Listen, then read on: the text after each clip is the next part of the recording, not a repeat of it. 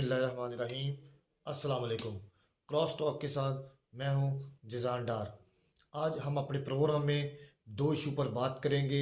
सबसे पहले इलेक्शन से कबल इंटरनेट की बंदिश क्यों हो रही है, और दूसरा, आज 5 फरवरी योम यकजहती कश्मीर मनाया गया और सरकारी अफसरान को इस्लामाबाद में कैसे बुलाया गया, इसके मतलब हम आपको अपने प्रोग्राम में तफसीली गुफ्तगू से आगाह करेंगे। तो आइए हम चलते हैं अपने प्रोग्राम की तरफ। सबसे पहले हम आपको बताते हैं इंतखाबात से कबल कुछ हलकों में ये इतलात आ रही हैं कि इंटरनेट जो सा है वो बिल्कुल सुसरवी का शिकार है। फेसबुक, व्हाट्सएप और ब्राउजिंग सिस्टम का लिंक जो सा है वो बिल्कुल डाउन जा रहा है। तो उसके बाद कुछ लोगों ने मुझे आज मैसेजेस भी दिखाए। उन्होंने कहा कि ये देखिए, कंपनी की तरफ से मैसेज आ रहे हैं कि इंतखाबात वाले दिन जो सा है इंटरनेट को बंद किया जा सकता है।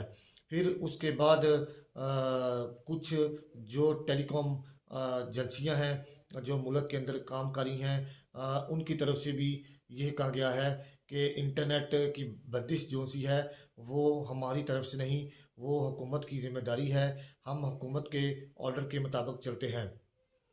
फिर उसके बाद वज़ीर इत्तलात नशरियात जो से हैं मुर्तज़ा सुलंगी साहब, उन्होंने कहा है कि हम इस मामलात को बड़ा बबरी से देख रहे हैं और टेलीकॉम जो हकाम हैं उनसे राब्ते में हैं। फिर उसके बाद हम आपको बताते चलते हैं कि 2018 का इलेक्शन जो सा है वो बिल्कुल उसी सूरत का होते जा रहा है जैसे 2018 का आरटीएस सिस्टम बिठा दिया गया था। तो अब देखना यह है कि इलेक्शन वाले दिन टेलीकम्युनिकेशन अदारा जो सा है वो इंटरनेट की बंदिश रखेगा या फिर इंटरनेट बहाल रखेगा। फिर उसके बाद अगर इंटरनेट बंद रखा गया तो इंतखाबात वाले दिन लोग अपना पोलिंग स्टेशन, अपना जो पोलिंग डे है वो एसएमएस के ज़रिए कैसे कर सकेंगे और दूसरों तक रसाई कैसे पहुंचा सकेंगे, ये एक सवालिया निशान बनता है। और इलेक्शन कमीशन की तरफ से ये कहा गया है कि हम टेलीकम्युनिकेशन अदारा जो है उनके साथ राब्ते में हैं। इस किस्म की कोई भी शिकायत आई तो हम इसका भरपूर एक्शन लेंगे। उसके बाद इलेक्शन कमीशन ने ये भी हदायत वाज़ा की हैं कि अगर इंतखाबात वाले दिन कोई पोलिंग वाले डे कोई भी बंदा वहाँ पर अगर किसी भी मशकूक शख्स में पाया जाता है तो उसको कानून नाफिज करने वाले अदारों के हवाले किया जाएगा, क्योंकि 295 के तहत फ़ौज जो सी है वो तमाम अपने अपने शहरों में उनको भिजवा दिया गया है। और उसके बाद ये इलेक्शन कमीशन की तरफ से ये भी हदायत आई हैं कि रात 2 बजे तक तमाम जितने भी एजेंट्स हैं, आरओज़ हैं, वो 2 बजे तक फॉर्म 45 जो सा है वो हमें भिजवाएंगे। और तमाम जितने भी सियासी जो एजेंट हैं उनको भी ये हदायत वाज़ा की गई हैं कि वो फॉर्म कलेक्ट करेंगे। जी, तो उसके बाद हम चलते हैं 5 फरवरी। आज जैसा कि आप सबको पता था कि योम कश्मीर यकजहती मनाया गया है। आज मैं सारा दिन इस्लामाबाद में था तो मैं भी देखता रहा वहाँ पर कि ये कैसे योम यकजहती मनाई जाती है। तो सुबह 11 बजे 10 बजे के करीब वजारत खारजा से एक रैली निकाली गई।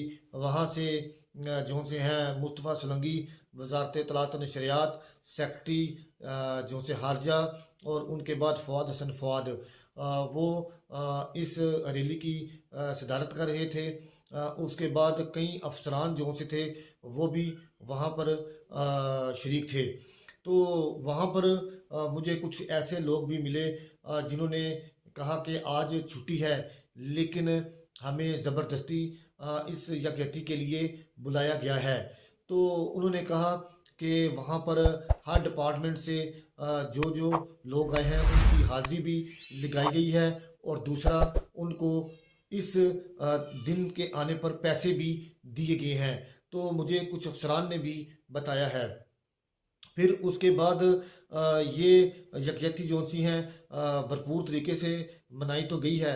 भारत को एक जारहाना अंदाज में पैगाम भी दिया गया है कि मज़लूम जो कश्मीरी हैं उनके ऊपर ज़ालम डाना बंद किए जाएं। फिर उसके बाद पाकिस्तान के आर्मी चीफ और वज़ीर आज़म वो भी आज सारा दिन कश्मीर मुजफ्फराबाद में मसरूफ़ रहे। वहाँ पर सर्दी की शिद्दत भी काफ़ी थी।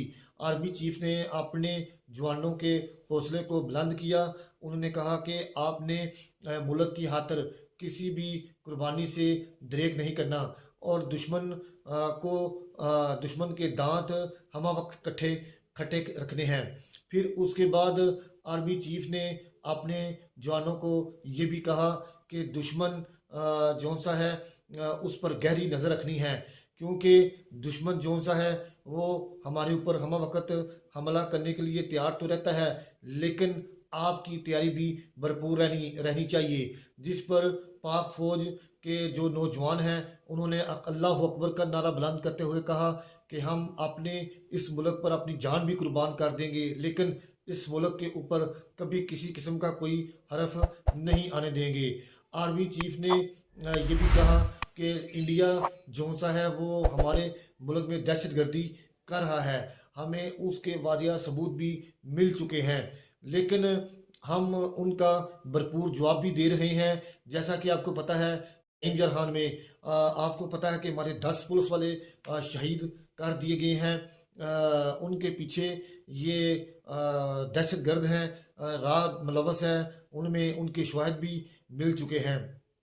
और हमारी जो पुलिस एंड लॉ फोर्सेस हैं उन्होंने भी उनको भगाने पर मजबूर कर दिया, जिसके नतीजे पर उनके भी कुछ जो दहशतगर्द हैं वो भी ज़ख्मी हुए हैं।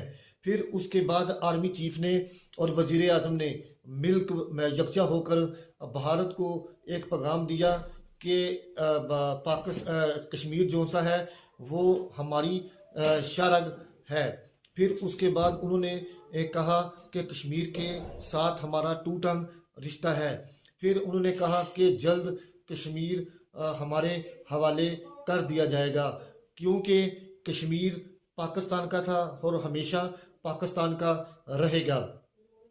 फिर उसके बाद जो कश्मीर के अंदर भी बेशुमार रैलियाँ निकाली गई। और दूसरी सबसे अहम बात यहाँ पर मैं आपको बताना चाहता हूँ, जो कश्मीर के सियासतदान हैं वो कश्मीरियों के लिए कोई आवाज़ बुलंद नहीं करते, वो सिर्फ अपनी सियासत वहाँ पर चमका रहे हैं।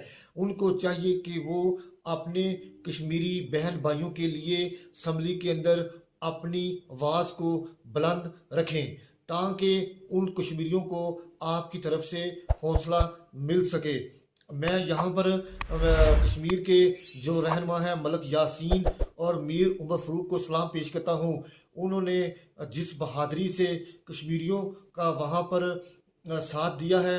फिर उसके बाद मैं आपको यहाँ एक सबसे अहम ये बात भी बताना चाहता हूँ कि पाकिस्तान की जो अदालतें हैं, पाकिस्तान की पार्लियामेंट है, उन्होंने बारहा आलमी अदालतों को कश्मीर के हवाले से बहुत सी करारदादें पेश की हैं, लेकिन उन करारदादों के अंदर कोई नोटिस नहीं लिया गया आलमी अदालतों की तरफ से और ना ही अमेरिका की तरफ से।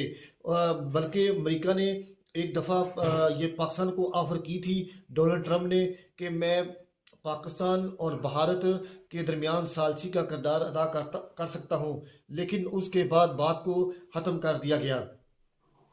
तो हमारा पाकिस्तानियों का आज 5 फरवरी को जो यकजहती निकालने का मकसद ये था कि हम मिलकर अपने कश्मीर बहन भाइयों के शाना बशाना खड़े हों और उनका साथ दें। वहाँ पर जो उनके साथ मज़ालम ढाए जा रहे हैं, भारत को चाहिए कि उनको बंद किया जाए।